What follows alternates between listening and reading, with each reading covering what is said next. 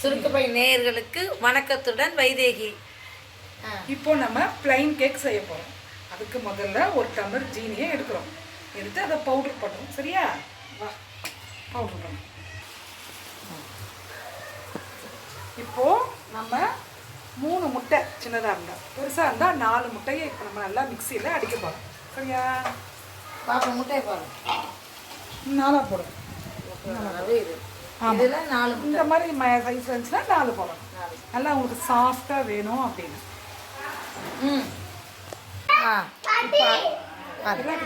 இப்போ அடுத்தது 2 டம்ளர் மைதா. நான் நாகா மைதா யூஸ் பண்ணுறேன். நீங்கள் எந்த மைதா யூஸ் பண்ணாலும் சரி, 2 டம்ளர் மைதா. பார்த்துட்டிங்களா?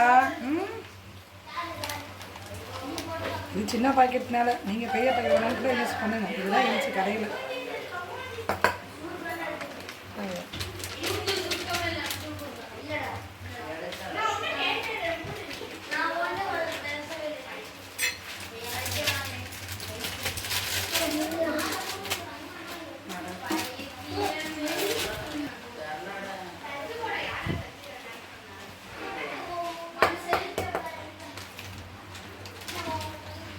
பார்த்துக்கோங்க, 2வது டம்ளரை போட்டுக்கோங்க. 2 டம்ளர் மைதா. இப்போது 2 டம்ளர் மைதா போட்டுக்கோம். அதோட நம்ம இப்போ என்ன பண்ணுறோம்னா, ஏற்கனவே அரைச்சி வச்சுருந்தோம்னா நம்ம ஜீனி, சர்க்கரை, ஜீனி, அதை நம்ம 1 டம்ளர் எடுத்துக்கிறோம். இல்லை சுகர் அவ்வளோ தேவையில்லைன்னா நம்ம குறைச்சிக்கிறோம். நான் கொஞ்சம் குறைச்சிக்கிறேன். நீங்கள் ஆனால் 1 டம்ளர் நீங்கள் போடணும். போட்டோன்னா 2 டம்ளர் மைதாக்கு 1 டம்ளர் ஜீனி, பொடிச்ச ஜீனி. ஆமாம், இதெல்லாம் பவுடர் பண்ணிடுறோம்ல. முட்டை 4 முட்டை அடிச்சது. இப்போது நம்ம அரைச்சி வச்ச ஜீனியை 1 டம்ளர் எடுத்துக்கிறோம். நம்ம ஏற்கனவே அளந்தோம் இல்லையா, அந்த 1 டம்ளர் நம்ம பவுடர் பண்ணல, அந்த ஜீனியை நம்ம எடுத்துக்கிறோம். அந்த ஜீனியோட இந்த நம்ம முட்டையை ஏற்கனவே அரைச்சி வச்சுருக்கோம் இல்லையா மிக்சியில், 4 முட்டை, 4 முட்டை, அதை நம்ம இதில் மிக்ஸ் பண்ணுறோம். சரியா?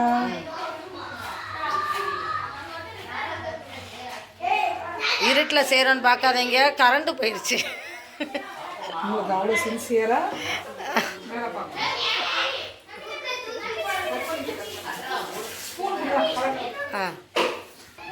இப்போ நம்ம ஜீனியும் முட்டையும் நல்லா மிக்ஸ் பண்ணுறோம், கட்டி இல்லாமல். தனிமாக இருக்கிறது கலப்படாதீங்க, நோ ப்ராப்ளம். நல்லா மிக்ஸ் பண்ணுறோம், கட் பண்ணிடுவோம். இப்போது நம்ம முட்டையும் சீனியும் நல்லா மிக்ஸ் பண்ணிட்டோமா, அதில் இப்போ நம்ம மைதாவை மிக்ஸ் பண்ணுறோம். சரியா? கொஞ்சம் கொஞ்சமாக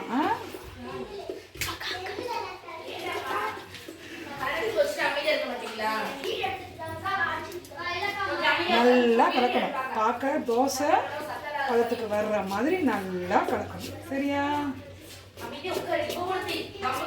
வந்துடும். இது கெட்டியாக இருக்கேன்னு பார்க்காதீங்க, சுகர் வந்து கரையணும் இல்லையா, உங்களுக்கு வந்துடும்.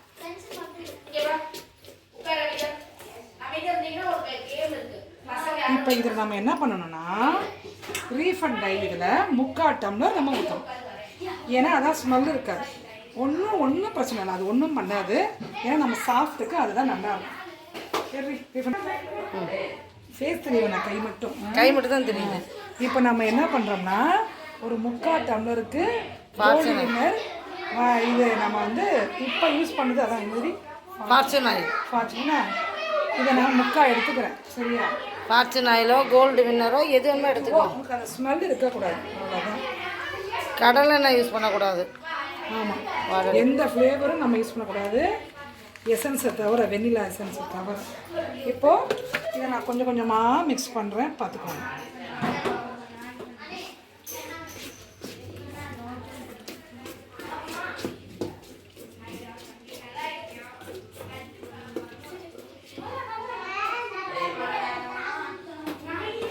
கை வலிக்குது. இந்த பக்கம்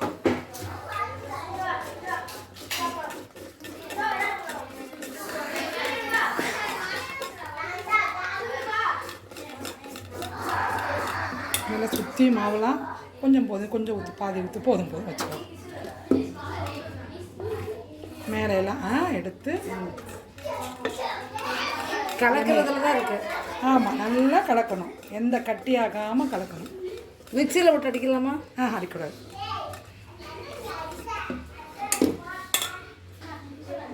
கட் பண்ணு.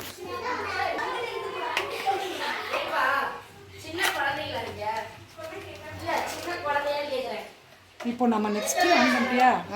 இப்போ நம்ம நெக்ஸ்ட்டு கேக்குக்கு போகிற பேக்கிங் பவுடர் இருக்கு இல்லையா, அதை கொஞ்சம் வாங்கி வந்துட்டு ரொம்ப போட்டுறாதீங்க, பொங்கிரும். கொஞ்சமாக உப்பு போடுற மாதிரி, சரியா? சில பேர் கேக்கில் சப்புன்னு இருக்குன்னு உப்பும் போடுவாங்க. நல்லா பார்த்துக்கோங்க, நான் எவ்வளோ போடுறேன்னு. இவ்வளோ தான் போடுவேன்.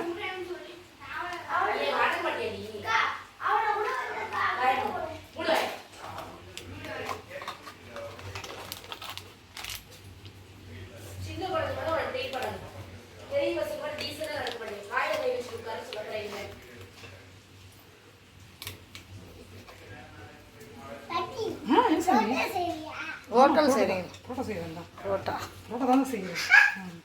இப்போது இதையும் நல்லா மிக்ஸ் பண்ணிக்கலாம். என்ன மிக்ஸ் பண்ணி இப்போ அந்த ஆயிலை கொஞ்சம் சேர்த்துக்கிறீங்க, சரியா?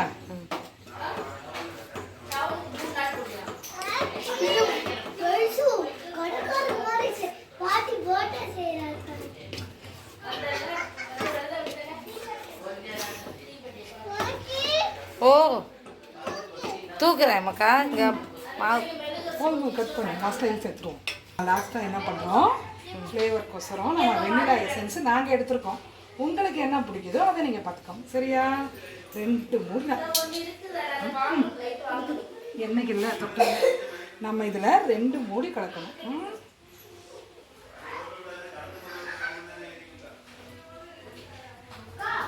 பார்த்துட்டிங்களா? சாப்பிடாதீங்க, அது வந்து அந்த அளவுக்குலாம் வந்து அப்படியே மூக்கு நெடி மாதிரிலாம் அடிக்காது. அவ்வளோதான். இப்போ என்ன பண்ணுறீங்க, நல்லா மிக்ஸ் பண்ணணும். மிக்ஸ் பண்ணுறதுல தான் இருக்குது, ஒவ்வொன்றையும் நல்லா கலக்கணும். இப்போ ஆன் பண்ணிட்டியா? இப்போ நம்ம என்ன பண்ணுறோம், கேக்குக்குன்னு சொல்லிட்டு நம்ம கரண்டில் மைக்ரோவெல்லாம் வைக்கலாம். அதுக்குன்னு ஒரு பாத்திரம் இருக்குது, பார்த்தீங்களா? இட்லி பானை மாதிரி இருக்கா, நடுவில் ஹோல் இருக்கா? இந்த பாத்திரத்தை என்ன பண்ணோம், கேக் அந்த நம்ம ஊற்றுற அந்த லிக்விட் வெந்ததுக்கப்புறம் ஒட்டாமல் இருக்கணும்ல, அதுக்காக கொஞ்சோண்டு எண்ணெய் கலக்கணும், சரியா?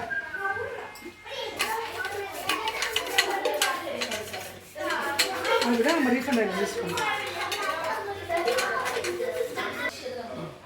இப்போ ஃபுல்லாக நான் என்ன பண்ணிட்டேன், தடவிட்டு இதில் வந்து லைட்டாக அப்படியே தூணும் மைதா மாவு. ஏன்னா அந்த கேக்கு வந்து இந்த மைதா மாவோட சேரும்போது அப்படியே நம்ம கீழே கட் பண்ணுறது கொட்டுறச்ச நல்லா அழகாக ஷேப் ஆகும். இப்படி எல்லா பக்கமும் ஸ்ப்ரெட் ஆகும் மைதா மாவு, சரியா? போதும், நம்ம பண்ணி அதை நீங்கள் வீடியோவில் காமிக்கணும். ஆன் பண்ணிட்டு ஸ்டவ்வில். இப்போ நம்ம ஒரு கேக் பாத்திரம் பார்த்தோம்னா அதோட செட்டிலேயே இந்த மாதிரி இருக்கும். நல்லா பாருங்கள், இந்த மாதிரி இருக்கும். இப்போ ஃபோனை நோத்து இதை வந்து நம்ம ஸ்லிம்மில் வச்சிடணும். அந்த மண் சூடாகணும் இல்லையா, அதனால் நம்ம ஸ்லிம்மில் வச்சிடணும். அது பாட்டு ஹீட் ஆகிட்டு. இது மணல் அது மணல். அப்படின்னா மணல். இப்போ நம்ம ஏற்கனவே மைதா போட்டு அந்த பாத்திரத்தில் வச்சுருக்கோம்ல, இதில் நம்ம கலந்த கலவையை நம்ம இதில் ஊற்ற போகிறோம். நம்ம கலந்து வச்சோம் இல்லையா, எல்லாமே மிக்ஸ் பண்ணி மைதா மாவு, ஜீனி, எசன்ஸு, பேக்கிங் சோடா, ஆயிலு, இதை நம்ம என்ன பண்ணுவோம், சமமான ஒரு இடத்துல வச்சு அதுவே விழுவோம். சொன்னோம் இல்லையா ஏற்கனவே இட்லி மாவு மாதிரின்னு, இதுதான் கம்மி பண்ணிக்கலாம். அது ஆஃப் பண்ணி இதை இப்போ நம்ம மிக்ஸ் பண்ணி இங்கே பாருங்கள். இப்போ ஈவனாக நம்ம ஊற்றிட்டோமா, இவ்வளோ தான் இருக்கும். ஏன்னா இதுக்கு வேக புஷ்ஷுன்னு வரும்.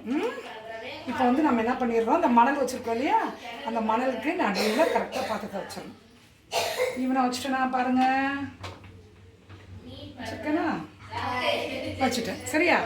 இப்போ இதோட மூடி, அந்த மூடி எடுத்து நம்ம மூடிடணும். அவ்வளோதான். கரெக்டாக உங்களுக்கு ஸ்மெல் வந்துடும் 1/2 ஹவர்லேயே. இருந்தாலும் நீங்கள் அப்பப்போ எடுத்து கத்தியிலையோ எடுத்து அதை நீங்கள் குத்தி பார்க்கணும். இங்கேயே இருக்கும். இது இருந்தாலும் சரி, ஏன்னா ஓப்பன் பண்ணிவிட்டு கத்தியை வச்சு குத்தி பார்த்தாலும் தெரிஞ்சிடும். வாடா அவ்வளோ ஈஸிலி வந்துருச்சு. 1/2 ஹவரில் நான் எடுத்து வச்சுட்டேன் பார்த்துக்கோங்க. இப்போ ஒரு பிளேட் எடுத்துக்கிறீங்க. ப்ளைன் பிளேட்டில் கேக்கு ஒட்டக்கூடாதுன்னு அதில் நம்ம என்ன பண்ணிக்கிறோம், கொஞ்சோண்டு எண்ணெயை விட்டு தடவிக்கிறோம். சரியா? பார்த்துக்கோங்க. நல்லா இப்படி தடவிட்டிங்கன்னா அது கேக்கு வந்து நமக்கு ஒட்டாது. சரியா? சரி, எடுத்துகிட்டு அங்கே போயிடுவோமா? எடுத்துகிட்டு அவ்வளோ இல்லை பசுமா சொல்கிறேன், ரொம்ப சொகுசுடி. நீ வெயில் என்ன பண்ணுறது?